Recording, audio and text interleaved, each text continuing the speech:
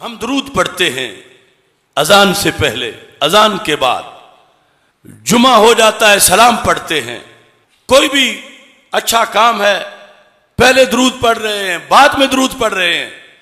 اور ایک طبقہ ہے وہ لٹھ اٹھا کے کھڑا ہے، اس ٹائم کیوں پڑھا، یہ کیوں کیا، اتنا کیوں پڑھا، اس وقت کیوں پڑھا. وہ اس چیکنگ پہ لگے ہوئے ہیں، روکتے ہیں. سنن کبریٰ جو بہقی کی 14ویں جلد ہے، اس میں باب ہے. باب یہ ہے باب الصلاۃ علی رسول اللہ صلی اللہ علیہ وسلم عند الذبیحۃ، قربانی کرتے وقت درود و سلام پڑھنا. قربانی کرتے وقت درود و سلام پڑھنا.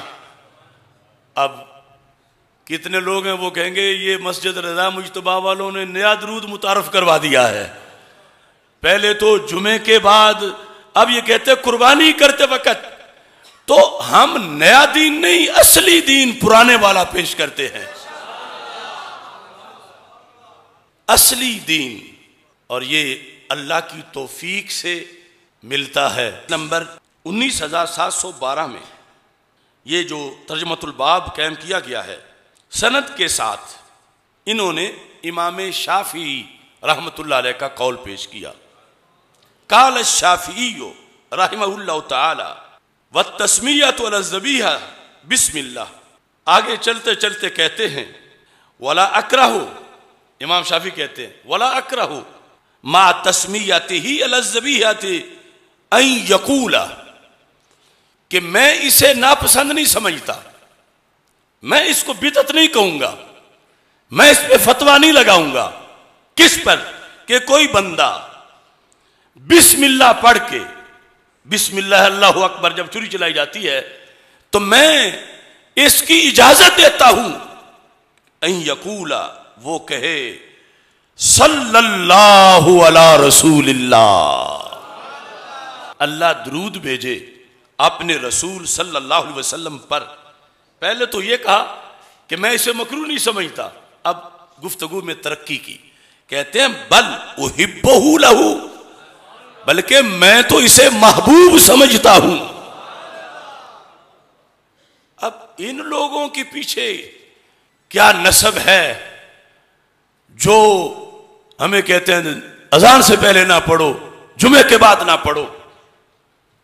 امام شافعی کہتے ہیں اگر صلو علیہ وسلم تسلیما مطلقاً وہ آیت سامنے رکھو یا حدیث سامنے رکھو تو پھر قربانی کرتے وقت بھی درود پڑھنا صرف جائز ہی نہیں بلکہ محبوب عمل ہے. دنیا نے اپنے آپ کو بدلا گھڑی گھڑی. ایک ہم اہل عشق ہیں، جہاں تھے وہیں رہے. یعنی بھٹکے وہ جو بدعت کہہ رہے ہیں، پھسلے وہ جو بدعت کہہ رہے ہیں، اور ہم اسی رستے پہ ہیں. اتنے بڑے بڑے اماموں نے، اب ظاہر ہے کہ امام شافعی بدعت کا حکم تو نہیں دے سکتے اور اپنی طرف سے شریعت گھڑ بھی نہیں سکتے، تو پھر پڑھ سکتے ہیں اس پڑھی ہوئی شریعت سے. وہ کہہ رہے ہیں کہ دنیا کو بتاؤ کہ جب جانور پہ چھری چلانے لگیں کہ جب خون نکلے گا عمل قبول ہوں گے، گناہ بخشے جائیں گے، تو اس وقت درود بھی اس محبوب پہ پڑھو جو پہلے ہی پوری امت کی طرف قربانی دے کے گئے ہیں. امام شافعی کا استدلال ہے. وہ کہتے ہیں سارے لفظ کہنے لگے، پہلے تو ولا اکرہ ما تسمیتہ علی الذبیحۃ ان یقول صلی اللہ علی رسول اللہ بل احبہ لہ، میں تو یہ فتویٰ دیتا ہوں کہ مومن کے لیے یہ مستحب ہے کہ وہ یہ پڑھے. اور پھر کہتے ہیں وَأَحَبُّ إِلَيَّ أَن يُكْثِرَ الصَّلَاةَ عَلَيْهِ، کہتے ہیں مجھ شافعی کے نزدیک تو یہ بھی پسندیدہ ہے کہ چھری چلنے کے بعد گوشت بنایا جا رہا ہو تو پھر بھی پڑھتا رہے، گوشت بانٹا جا رہا ہو تو پھر بھی پڑھتا رہے، وہ صلات کی کثرت کرے. کس انداز میں؟ کہتے ہیں دلیل کیا ہے؟ کہتے ہیں فصلی اللہ علیہ فی کل الحالات. جب رب آپ پہ ہر حالت میں صلات بھیجتا ہے، صلی اللہ علیہ فی کل الحالات لأن ذکر اللہ والصلاة علیہ ایمان باللہ.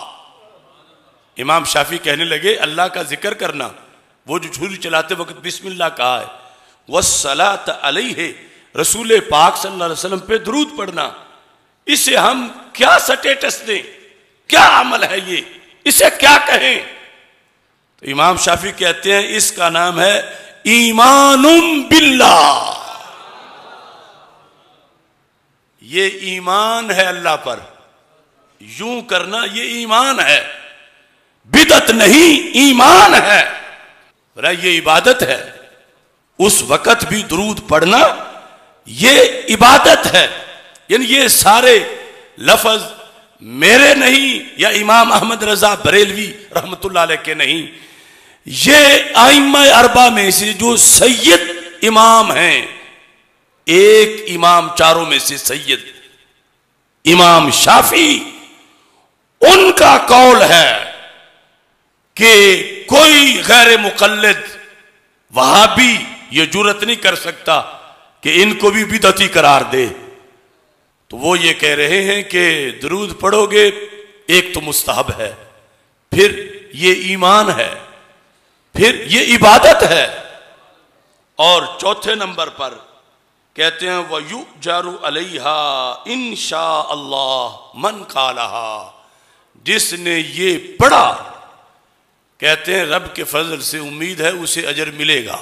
تو یہ قربانی کے عمل کے موقع پر درود و سلام، اس کا بھی اہتمام ہونا چاہیے اور احیاء ہونا چاہیے.